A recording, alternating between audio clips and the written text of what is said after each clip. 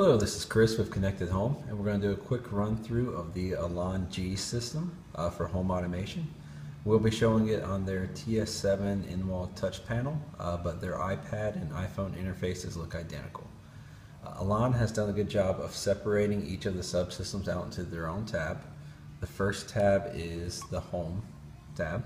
Under the Home tab, the interface itself is customizable, so some of your home pages may look a little bit different, but the default is we have our weather forecast on one side, followed by a calendar and our different modes that we have set.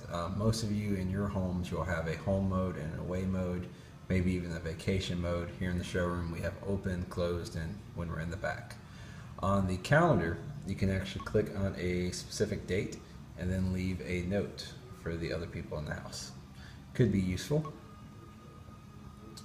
You'll see now that it's highlighted that I have a note on that particular date.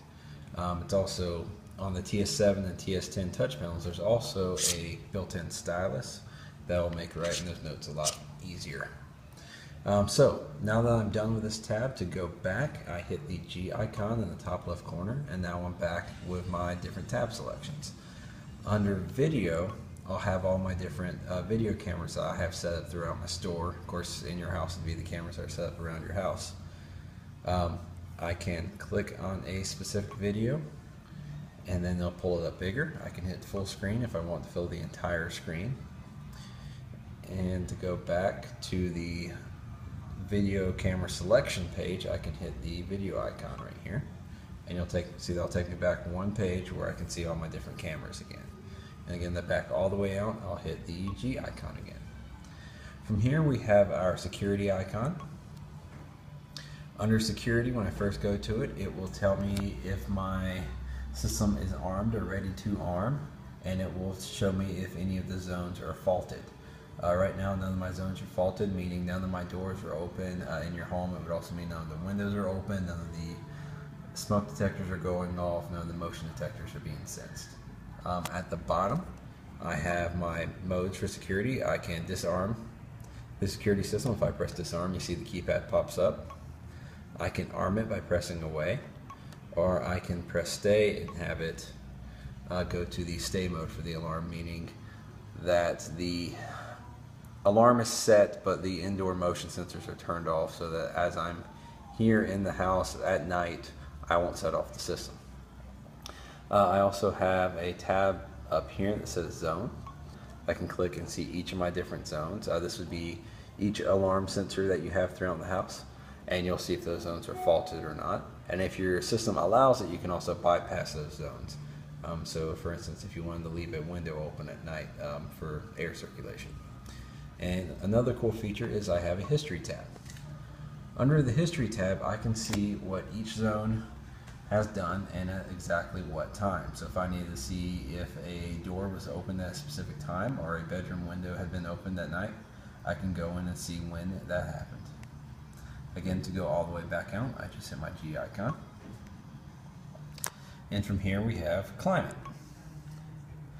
So for climate, it will give me what my room temperature is. And if I'm on an auto mode, I'll have my cool settings and my heat settings. I can change which mode I'm on by pressing mode here. And I can change my fan settings by pressing the fan button here. I also have schedule adjustments. So I can go in and set the schedule for my thermostat. And again, I have history tab, which is useful for seeing what your energy usage has been like. Again, to go all the way back out, I'll hit the G tab. And then I have lighting. Now the lighting page will look different for everyone because everyone's house is laid out a little bit different. In here, I chose to do one single page that has all my different lights on it, including my different scene buttons. But for most of you in your home, you'll have a tab for each room that you can go to, and you also have a schedule that you can go to set the schedule. You'll see that the schedule can be set for your different modes. So this is the schedule for when it's open. In my open mode here in the store, which I don't have anything set, but if I go to closed, I then have a schedule for my light for when we're closed. To back out, I can go back to the light tab, and then I can get back to my different lights. And to go all the way out, I'll hit the G icon. Next is the media tab, which for us is a pretty big one. This is where all your audio and video will be controlled. If you have a multi-zone audio system throughout your house, then you'll have all your different rooms laid out here for you to choose what you want to listen to in each individual room. So for instance, if I wanted to go to my outside zone, I can choose what I want to listen to. Right now we're on streaming radio. To choose a different source, I press down here at the bottom, and I can choose what source I want to listen to. I'm just going to go back to streaming. On the streaming tab, I can hit my services, and there I can get Pandora, or I can hit managed services and get a couple others as well. Depending on your system will depend on what services are supported with your equipment. When I am done with this zone, I can just press off and turn this zone off, or I can turn all zones off. I can also adjust volume from here and mute the zone.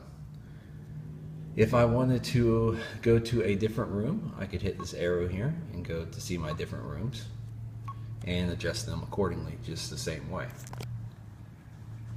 If that specific zone has the option to adjust bass and treble and a couple other things, you will have a gearbox up in the top right corner that you can press to adjust the individual settings for that specific zone.